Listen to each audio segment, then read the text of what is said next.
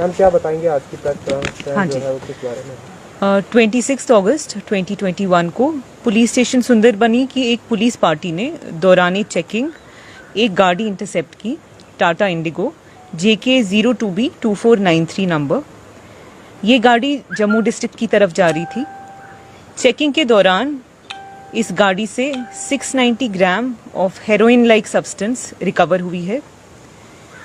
वो इंसान जिसकी पोजेशन से ये रिकवर हुई है उसको आइडेंटिफाई किया गया है as Liaqat Ali, son of Mohammad Rashid, RO Chilas. इस सिलसिले में पुलिस स्टेशन सुंदरबनी ने एक FIR दर्ज किया है, FIR number 79 of 2021 under sections 8, 21, 22 of NDPS act. इसमें फर्दर इन्वेस्टिगेशन जारी है। जी मैम क्या बताएंगे, जिस तरीके से ये एक सरपंच से पकड़ाएगी और ये सरपंच जो है वो LOC क्षेत्र से है, क्या ये हम मान के चलें कि LOC के सटे इलाके से है? क्या ये उस पार भी इसका कोई लेन देन हो सकता है इस चीज़ से लेकर? इस रिकवरी की जितनी बैकवर्ड और फॉरवर्ड लिंकेजेस है वो इन्वेस्टिगेशन पे ही सामने आएगी। अभी डिसाइसिवली कुछ नहीं कहा जा सकता। तो मैम किस तरीके की जिस नशे के ऊपर किस तरीके की नज़र है जम्मू कश्मीर पुलिस की और खासकर राजौरी पुलिस की? ये जो प्रेजेंट कैच है ये 690 ग्राम्स है ऑफ हेरोइन। ये एक काफ़ी सब्सटैंशियल रिकवरी है। ऑर्डिनरीली आप अगर 1 ग्राम मान के चलें तो उसमें से कुछ नहीं सही तो आपकी 4 बिटें बनती है, डिपेंड करता है कौन कहाँ बेच रहा है। तो आप 700 इंटू 4 मानिए तो करीब 2800 डोजेस मान के चलें, ये उतना मटेरियल था। तो हमारी जो टीम है यहाँ under the supervision of additional SP Nowshera, SDPO Nowshera, SHO Sunderbani and even SHO Nowshera, team ने बहुत मेहनत करके ये एक कैच रिकवर किया है। एंड इससे हम मानते हैं नारकोटिक ड्रग्स की खरीद फरोख्त में काफ़ी फ़र्क आएगा। हमारे एफर्ट्स रहते हैं कि प्रॉपर प्रोसीजर फॉलो करके हम जितनी ज़्यादा कार्रवाई against narcotic drugs and illegal substances हम कर सकें। और हमारा ये भी इनिशिएटिव रहता है कि जो ऐसे छोटे मोटे पेडलर हैं जिनसे अगर रिकवरी ना हो, हम कहीं ना कहीं preventive action under CRPC on a regular basis करते रहते हैं। एक चीज़ हम और कहना चाहेंगे नारकोटिक्स को लेके, नारकोटिक्स का जो ट्रेड है उसके 2 पहलू है, एक है डिमांड है और सप्लाई है। लॉ एनफोर्समेंट एजेंसीज सप्लाई वाले साइड को केटर कर सकती हैं ड्यू टू द फैक्ट कि हम लॉ एनफोर्समेंट एजेंसी, हम NDPS एक्ट को एनफोर्स करते हैं। At the same time civil society, family, social institutions, health institutions, civil administration, उनकी भी जिम्मेदारी बनती है कि जितनी हो सके डी एडिक्शन फैसिलिटीज़ को बढ़ावा दे पूरे डिस्ट्रिक्ट में एंड पूरी UT में।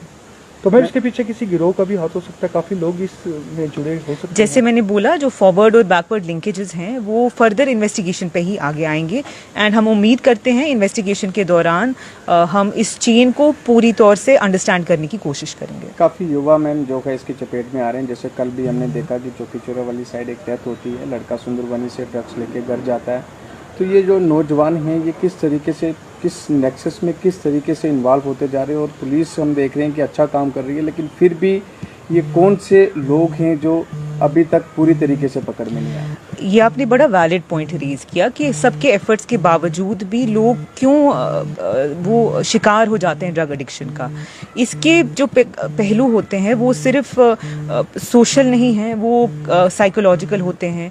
जो यंग एज होती है उसमें लोग बहुत इम्प्रेशनेबल होते हैं एंड अक्सर पीयर प्रेशर की वजह से, बुरी इन्फ्लुएंस की वजह से, एक्सपेरिमेंटेशन की वजह से लोग ड्रग्स लेना स्टार्ट करते हैं। एंड कहीं ना कहीं because of its very nature, ये एडिक्टिव चीज़ है, लोगों को एडिक्शन हो जाता है।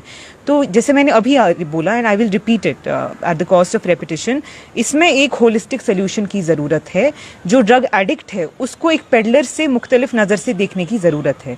जो हेल्थ प्रॉब्लम है उसका हेल्थ या मेडिकल सोल्यूशन ही होगा, साथ में फैमिली का, स्कूल्स का, कॉलेजेस का, सोशल इंस्टीट्यूशंस का, NGOs का, रिलीजियस लीडर्स का, सबका एक पॉजिटिव रोल बनता है कि वो जितना हो सके एक positive message message against drug abuse, against drug addiction फैलाएं। एट द सेम टाइम एक इम्पॉर्टेंट चीज़ है कि as parents, as elders, as responsible people हम जितना ज़्यादा कॉन्वर्सेशन अपने यंगस्टर्स से करें, न सिर्फ ड्रग अब्यूज़ के बारे में, बाकी सोशल प्रॉब्लम्स के बारे में, वायलेंस के बारे में, डोमेस्टिक वायलेंस के बारे में, डोमेस्टिक अब्यूज़, अल्कोहल अब्यूज़, इस सब के बारे में जितनी ज़्यादा हम बातें कर पाए अपने यंगस्टर्स से, उतनी ज़्यादा बेहतरी आती है, उनकी मेंटल हेल्थ की भी उतनी अच्छी डेवलपमेंट होती है। हाई प्रोफेशनल सोसाइटी के लोग भी मैम हम देख रहे हैं कि अभी इस ड्रग्स में इन्वॉल्व हो रहे हैं। जैसे कल हम देख रहे थे रियासी में एक टीचर का वीडियो आ रहा था ड्रग्स लेने में। तो ये भी कहीं ना कहीं एक समाज में बहुत बड़ी बुराई जो है वो दिन ब दिन बढ़ती जा रही है। लेकिन फिर भी एक कैंपेन या पुलिस की तरफ से कुछ ऐसे एफर्ट्स, अवेयरनेस कैंप जो है जिसमें कि लोगों को लगे कि आज हमारे पड़ोस में या कहीं किसी को उन्होंने देखा कि वो ड्रग्स में था, वो कंप्लेंट कर सके।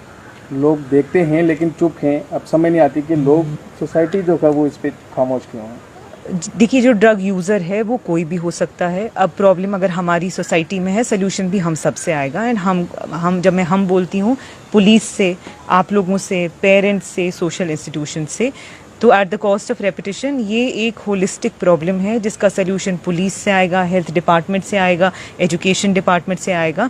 एंड हम सबको मिल के इस पे काम करने की ज़रूरत है। ऑर्डिनरीली ड्रग अब्यूज़ सेमिनार्स हमारा एफर्ट रहता है कि हम यंगस्टर्स के साथ, लोगों के साथ कनेक्ट करने के लिए ड्रग अवेयरनेस के प्रोग्राम्स करें।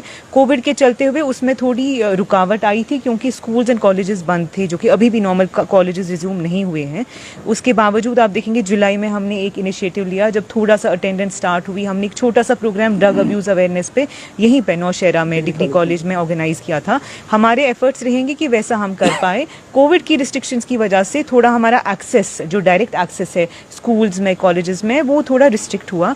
उम्मीद करते हैं जैसे वो रिस्ट्रिक्शंस थोड़ी कम हो जाएंगी, हम फिर से एक एंगेजमेंट बढ़ा पाएँ, स्पेशली ड्रग अब्यूज़ को लेकर। मैम 3 से 4 नौजवानों की यहाँ पे डेथ भी हो चुकी है ड्रग्स की वजह से। किस तरीके से नौजवानों को मैसेज देंगे कि इस चीज़ का अगर पता चलता है तो वो किस तरीके का कौन 3 से 4 नौजवान? मैम यहाँ पे लंबेड़ी में डेथ हो चुकी नहीं, देखिए, जब डेथ होती है ना, अगर उसमें इंक्वेस्ट चलती है, we do not comment on the cause of death until जब मेडिकल ओपिनियन आए ना, वो ठीक नहीं रहता कमेंट करना।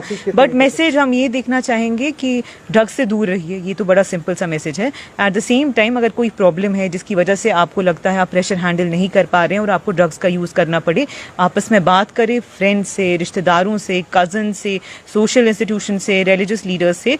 ड्रग अब्यूज़ एक ऐसी प्रॉब्लम है, एक बार आप इसमें अगर इन्वॉल्व हो गए तो इसके बड़े सीरियस इम्प्लीकेशन होते हैं, यहाँ तक कि डेथ हो सकती है। तो अपनी लाइफ की कदर करना सीखें। एंड मैं पेरेंट्स को भी ये अर्ज करूँगी, एक मैसेज देना चाहूँगी, अपने बच्चों के एक्शंस पे थोड़ा ध्यान रखें। किसके साथ उठते बैठते हैं, उनका बिहेवियर में कोई चेंज तो नहीं आ रही, उनकी हेल्थ में, eating habits, study pattern, sleep pattern में कोई चेंज तो नहीं आ रहा है, क्योंकि सबसे ज़्यादा ये जो चेंजेस है ये फैमिली सबसे पहले नोटिस करती है। और अगर उनको लगता है कि बच्चा ड्रग्स की तरफ गया है तो हम सब यहाँ हैं, we will be very happy to refer the child, refer the person, the individual to rehab centre.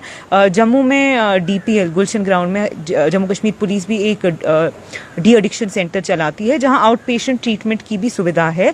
जहां भी हमारी तरफ से हो सके हम हेल्प करने की कोशिश करेंगे डी एडिक्शन में, लेकिन उसमें जो पहल है वो उस इंडिविजुअल को या उसकी फैमिली को करनी ज़रूरी है। एंड मैं सबको इस आपके थ्रू, मीडिया के थ्रू ये मैसेज देना चाहूँगी, जिसके भी घर में अगर ड्रग अब्यूज़, डी एडिक्शन का इशू है, मैं रिक्वेस्ट करती हूँ अपनी नज़दीकी थाने, चौकी, SDP office, additional SP office या मेरे ऑफिस आके कम से कम हमें फ्लैग करें वो प्रॉब्लम, क्योंकि जब तक प्रॉब्लम को आप आइडेंटिफाई करके एक्सेप्ट ना करें उसका सोल्यूशन नहीं निकलेगा। Thank you so much.